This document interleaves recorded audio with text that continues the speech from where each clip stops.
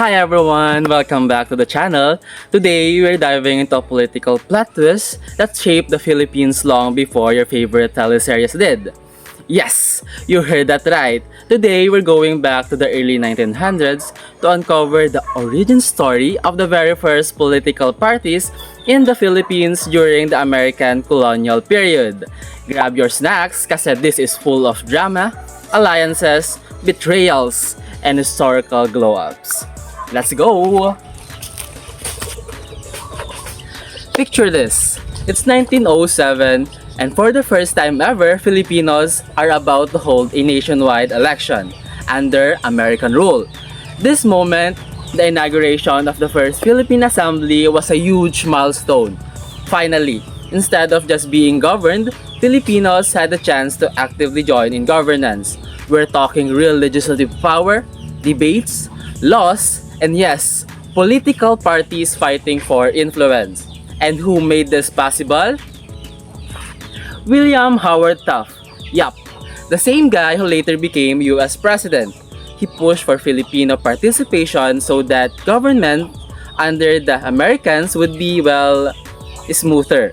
With the help of Congressman Henry Allen Cooper, the Philippine Organic Act of 1902, also known as Cooper Act, was passed.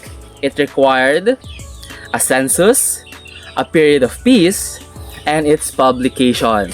Only then could Filipinos finally elect assembly members. And once those requirements were met, boom!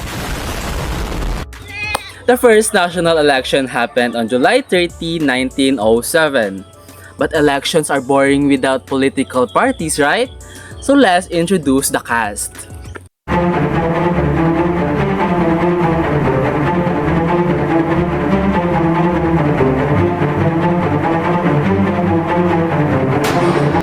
Let's start with the first ever political party in the Philippines. The Partido Federal, founded in 1900s. Think of them as the group saying, kung di mo kayang talunin, kaibiganin mo na lang. Led by the elites like Pardo de Tavera and Benito Legarda. This party was Team America all the way. They believe cooperation with the US was the practical path.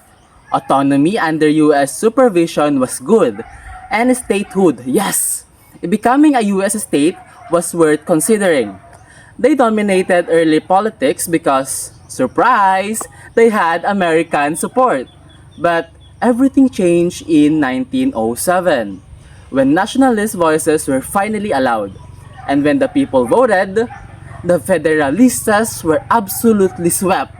It was a political faceplant.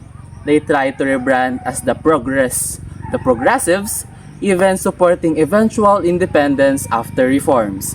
But no matter how they changed their haircut, the voters simply weren't into them anymore. By the 1930s, the party faded into the background. If the Federalistas were all about cooperation, the Partido Independista was all about resistance. These were the OG nationalists. They wanted immediate independence, not someday, not eventually, but now na. And they were willing to seek foreign help just to achieve it. Their members included seasoned revolutionaries and lawyers who knew exactly what they were fighting for. And guess what? Many of their leaders became political superstars. Sergio Osmeña, later Speaker of the Assembly, and Manuel L. Quezon, Majority Floor Leader. These guys would later become the power duo of Philippine politics. Now, meet the diplomats of the political scene. The Partido Union Nacionalista. They wanted independence too, but they preferred a slow, negotiated approach. Parang, relax guys, one step at a time. The party had two wings, including a conservative faction led by Rafael Palma. They even attempted to merge with the Federalistas, but that mix was a no-go. So instead, the Union Nacionalista teamed up with another nationalist group, and that changed everything. Now, you might be wondering why the last two political parties were so short, and that is because on March 12, 1907, the Partido Independista and the Union Nacionalista looked at each other and basically said, why fight separately when we can conquer together? And with that historic handshake, the Partido Nacionalista was born, the party that would dominate Philippine politics for decades. But here's a fun fact that confuses a lot of people. If the Partido Federal was the first political party, why is it that the Nacionalista Party called the oldest? Simple, because oldest doesn't mean first created. It means longest surviving. The Federalistas died out. Their influence faded, their platform collapsed, and their members scattered. Meanwhile, the Nacionalista, they didn't just survive, they thrive. From 1907 all the way into the Commonwealth period, post-independence era, and even modern politics, the Nacionalista Party kept going. It's like that one family clan in fiestas. You think they are gone, but they always return with a marching band. So even though the Federalistas were first, the Nacionalistas lasted the longest, making them the oldest continuously existing political party in the Philippines and Southeast Asia. Pretty wild, right? Now back to their rise. Their mission was clear: get Philippine independence, establish Filipino self-rule, and build a nation guided by Filipinos. And of course, leading the charge were the power duo, Sergio Osmeña and Manuel L. Quezon. These two swept the 1907 elections in a landslide so big, it practically erased the Federalistas from relevance. The Nacionalistas became so influential that they shaped the entire Commonwealth era and later produced presidents like Ramon Magsaysay, Carlos P. Garcia, and of course, Ferdinand Marcos. But it wasn't always sunshine. The Osmeña and Quezon rivalry? Pure political drama. If Twitter existed back then, it would have been trending every day. Despite the chaos, their impact on the Philippines' journey to independence was massive. The Nacionalista Party didn't just join history, they made it. So what do we learn from this political roller coaster? Each party represented a different vision for the Philippines. The Partido Federal, cooperation with the US, maybe even statehood. The Partido Independista, independence ASAP.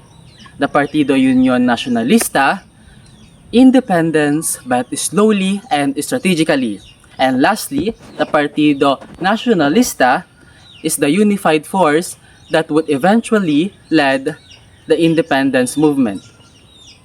Their debates, alliances, and rivalries shaped the political landscape of the Philippines for decades. And because of their efforts, whether we agreed with them or not, the path toward Philippine sovereignty in 1946 became possible. Another change in administration in the Far East when, after 48 years of American sovereignty, the men and women of the Philippines received their independence.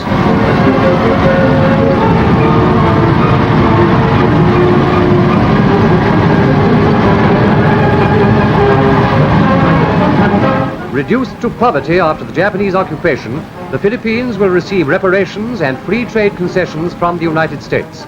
Manuel Roxas, newly elected to the presidency, takes the oath of office as a new era of prosperity dawns for the gallant people of the Philippines.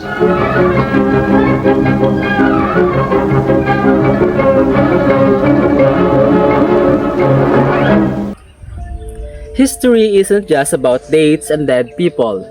It's about real decisions, real conflicts, and real visions that built the world we live in today. If you enjoyed this breakdown of early Filipino political parties, hit like, comment your thoughts, and subscribe for more historical deep dives. See you in the next video. Paalam and keep learning, everyone!